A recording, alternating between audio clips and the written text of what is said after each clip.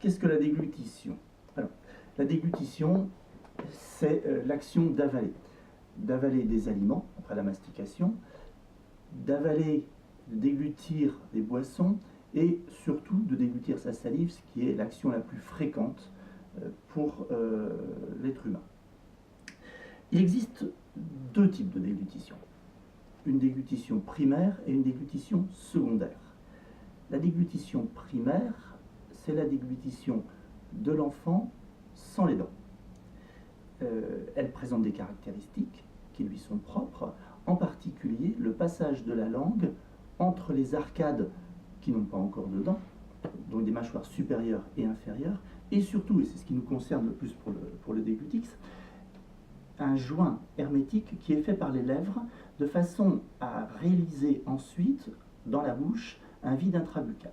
Donc ce sont les lèvres qui vont réaliser ce joint en se contractant de façon assez forte et que l'on peut observer chez l'enfant. Ça, c'est la déglutition primaire. C'est la déglutition habituelle de l'enfant jusqu'à l'âge environ de 3 ans, âge auquel les premières dents sont évoluées. La déglutition secondaire, elle, se met en place à partir de l'évolution des dents temporaires. Elle a des caractéristiques qui sont différentes. La première, et celle qui nous concerne aussi, c'est l'immobilité des lèvres. Les lèvres ne bougent pas. Elles ne font plus ce joint antérieur. Le joint antérieur est fait par la pression de la langue contre le palais. Et cette pression va permettre le développement du palais. L'autre caractéristique aussi, ce sont les dents serrées. Donc il y a une occlusion, il y a un blocage des arcades par les dents. La langue s'appuie contre le palais et les lèvres n'ont plus d'action. C'est la déglutition secondaire.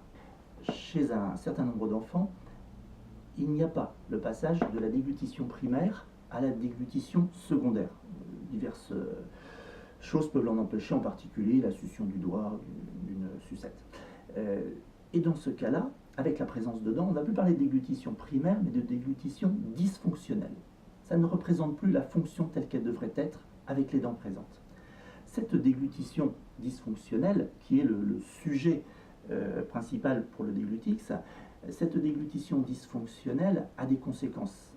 Et c'est pour ça qu'il est important de la traiter. Elle a des conséquences en particulier sur la position des dents. Les appuis de la langue sur les dents vont provoquer des déplacements dentaires. Et ce sont ces déplacements dentaires qui sont à l'origine de ce qu'on appelle les troubles de l'orthodontie. Et la déglutition dysfonctionnelle, lorsqu'elle persiste après un traitement d'orthodontie, et ça c'est très important, après un traitement d'orthodontie, lorsque la déglutition dysfonctionnelle persiste, elle va entraîner des récidives, les récidives orthodontiques qui sont un des cauchemars, si je peux dire, des orthodontistes. L'objectif et le travail du déglutix va être de traiter, de corriger la déglutition dysfonctionnelle. Qu'est-ce que le déglutix? Le déglutix est un appareil souple, amovible, réalisé en matériaux de grade médical. Il est composé d'un bouton qui sert de préhension. Ce bouton, c'est un élément très important pour l'hygiène de l'appareil, car l'appareil n'est pris et n'est tenu que par le bouton. Le reste de l'appareil va dans la bouche. Il présente des extensions qui sont la caractéristique de cet appareil et une partie qui va se mettre naturellement, tel que vous le voyez à l'écran, entre les lèvres et les dents. Le déglutix existe en deux tailles, small et large, qui sont réparties en fonction essentiellement de la taille de la bouche et ou de l'âge de l'enfant. Par définition, on considère qu'avant 6 ans, nous sommes sur une petite taille et qu'après 6 ans, nous sommes sur la grande taille.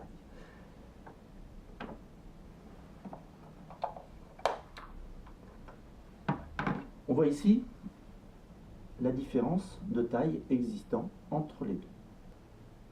Comment fonctionne le déglutix?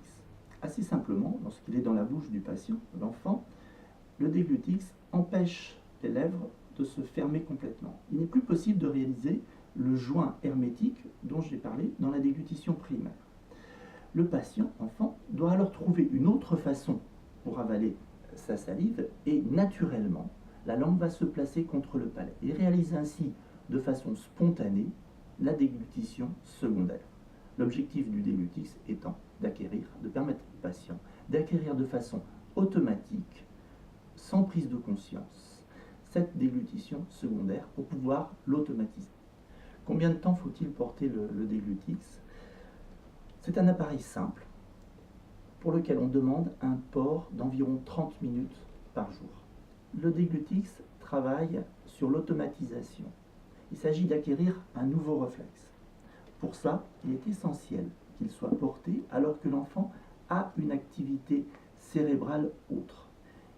De la tablette, de l'ordinateur, regarder la télévision, faire de la lecture.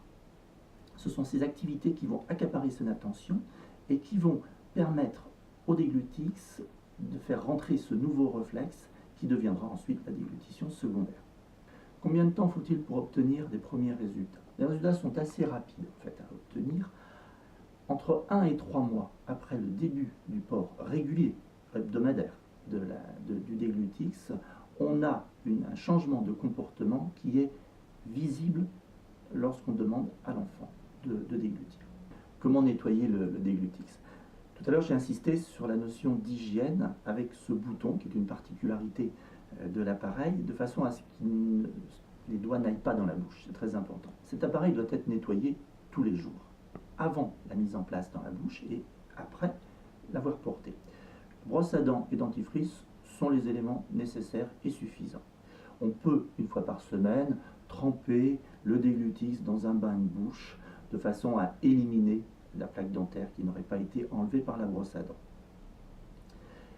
Il est essentiel de comprendre que cet appareil, simple en lui-même, est cependant très efficace s'il est porté de façon régulière. C'est donc la régularité qui permettra d'obtenir le résultat. Il faut savoir qu'un traitement d'orthodontie sans rééducation de la déglutition ne permettra pas d'obtenir la stabilité dans le temps. En espérant avoir répondu à vos questions, je vous souhaite une très bonne utilisation du déglutix.